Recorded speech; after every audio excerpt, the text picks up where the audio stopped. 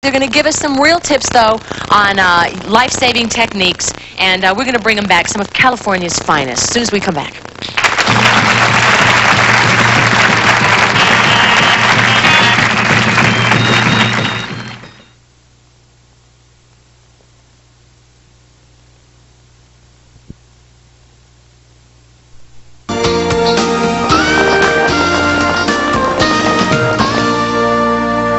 Definitely a lot of calls to 911. Welcome back to Have a Heart. We're live. We're interactive with you. Give us a call, 1-800-988-TALK, and join our conversation.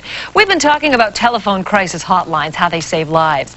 911, as we all know, is the emergency number known to everybody. What we don't know is how hard it is to be on the line, trying to calm the panic-stricken voice on the other end, working intensely and compassionately to keep someone hanging on until help arrives. Well, with us to describe their work are 911 operators Nora Murphy and Wayne Yunghans. Welcome. Thanks for coming by. You're welcome. And so you heard our conversation with Maria and Tony. Yes. Correct. A lot of familiar stories, similar kind of work you do? Well, we were talking in a green room, and a lot of the things that they do, I was able to relate to it because it's so much closer to what we also have to deal with on the phone. Mm-hmm. So it was great talking to them. I really enjoyed it. Uh-huh. And so tell us about the training process. Who is the candidate to become? Okay. There's two ways you can do it. They have a cadet class if someone comes off the street and is not an EMT already. They have about, 1 month, 2 months? Do you know the length of the program? Close to 4 months training, because you're a lay person. A lay person is somebody that never had any kind of medical training or any kind of knowledge. Like myself, I was a secretary before I came in. Mm-hmm. And then you have the person that was EMT or medic with a private service, and now they want to come into the city. So then they'll come into a group called the TOP program, because they're already certified. Mm-hmm. So those are the two different kinds. So you went from a secretary to a lifesaver. To a lifesaver, right. Because I'm always getting involved with the public. Mm-hmm. And I would try to help. Didn't know what I was doing. The most I could do is like maybe just hold your hand and try to calm you down until EMS or PD got on the scene. So I figured if this is what I'm going to do, I might as well learn and be more helpful to a person in the street. Mm-hmm. Well, let's see if we can be some help to a caller. We have Sean on the line. Sean, you're on the air. Yo, Sean. Hello. Hi, you're on the air. You're talking to Lou. Yes, hi. Good evening, or good afternoon, shall I say. Good morning. I've called a few times 911. Yes? It seems like these people are in slow motion when they're talking to you. Tell us about your experience with them. Well, it wasn't anything very serious. It was serious, but not that serious. But when I called, they seem to be very slow talking to me. You know, I know they have to, calm people down when they call in. Okay, Wayne seems to have some recognition as to what you're saying. Let's hear what he has to say. Yeah, I know what you're talking about. It seems slow to you because you have to tell see, a 911 call goes to police first. Then if it's of a medical nature, it comes to EMS. So you tell police everything. They get the information of where you are, your address, what's the problem. Then they connect with us. And we have to re-verify everything you told them. It seems like maybe needless repetition, but I take between 100 and 150 calls a day. And there's probably 2 or 3 calls where, it depends, but probably 2 or 3 calls average, where the information you give us is wrong. That's understandable. Because they're well, it's minimal, I'll tell you what, but that's 3 calls where we would not get to the location. You understand what I'm saying? Yeah, that's understandable, though. And when you're taking down, I've always wondered about this. If I call in and I have an emergency, somebody has fallen down at home and I want to tell you about it, and you're talking to me slowly, am I to understand that while I've given you the information, you've already set in motion a plan of rescue? Yeah, well, while I'm talking to you, I'm also typing.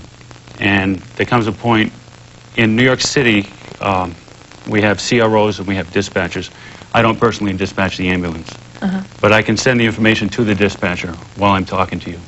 So I can be talking to you right after the whole process is set in motion. Now, how the 4 of you all deal with people in despair, various degrees of despair. You've dealt with a lot of life and death situations. How do you prevent yourselves from burning out? Well, for me, it's my family. I have a great family. my husband's a New York City correction officer, so his stress level is like even more higher than ours because he does 16 hours with inmates locked in. And I come home, I have a bad day. He always has time to sit me down and say, I guess, kind of debrief me from the days, whatever situation I had at work. So it's great when you have a family that's supported and is there to listen to you. What hurt you today? What kind of day you had? What was about the core that didn't make you happy? So you can let it go. You can let it go. And what about the two of you? Young, 22-year-olds, trying to help other teens and young adults out. How do you let it go? Well, she mentioned the word debriefing, and our supervisors are very supportive with debriefing us after certain difficult calls that we do get. You know, and it's also very helpful to us that our supervisors can sometimes listen in to make sure that things are going well for us, you know, and also our family and the people sitting right next to us. We can turn around and say, we can turn around and say, I just had a rough call. I want to talk about it. The people who we work with really are supportive, and we're able to talk to them about a call that we have, and they are able to relate to it. We have a call on the line. Chris from Mississippi wants to talk to you. Chris, you're on the air. Thanks for waiting. Yes, hi. I was calling. This question is for the crisis line workers. Thanks for answering about the stress, but I was interested in what kind of training could you possibly have to prepare you to deal with all of these kinds of calls? You mean the kids from Covenant House? Yeah. Well, I mean, it sounds like they're a national line, so I was just wondering.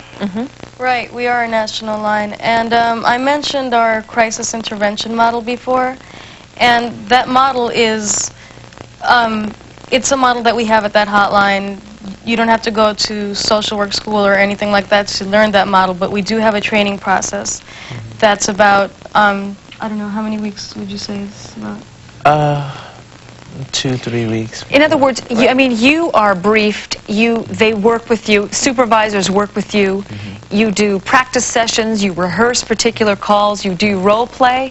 What would happen if this happened, if somebody called up, and you have a chance to practice, so to speak. Right, and we also have observation where we do sit with crisis workers who are on the line, and we listen to their calls, and we eventually get to take a call. We should emphasize, just in case it's fuzzy to people listening, that you don't advise.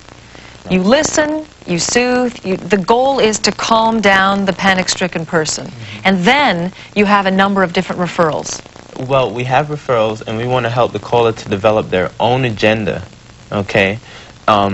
We can provide options, okay, but we're not tell the caller what to do, which is what advice is, telling someone what to do in their particular situation. You know, but we can provide options that a caller may not know about. Help the caller to develop their own options through themselves, okay? And that's basically the focus, and help them to focus on what they need to do. Right, and so in your respect, it's a very psychologically focused. Definitely. And for 911, I mean, people are calling you for medical emergencies, so people just are panic-stricken because that's their natural, innate reaction, and you're trying to just get them to calm down so you can hear what they need. See, what happens is also with the callers that we have, like the gentleman that called in before, is they think that by us talking to them and trying to give them first aid according to whatever the emergency is that we hold in the ambulance response where they're already being dispatched, we're just staying on the line to help them with first aid and to help get there. And you know what? We were so happy that you all came. We're glad that you all came together because it's kind of neat you all do the same thing in some respect. We thought it would be neat if we could send you all away from work for a night to go have some supper at Puglio's restaurant. Wouldn't that be neat? You can talk it up over dinner in Little Italy. Puglio's is extending an invitation for the day of your choice. Whenever it's convenient, you can go off and have a night over there at the restaurant. Good? Thank you. That's great. Puglio's. Thank you. That's great. Thank you very much for coming by and for what you do for everybody. And we'll be right back. Christmas time in the city, snow in the streets, Santa with new transportation. Find out more next on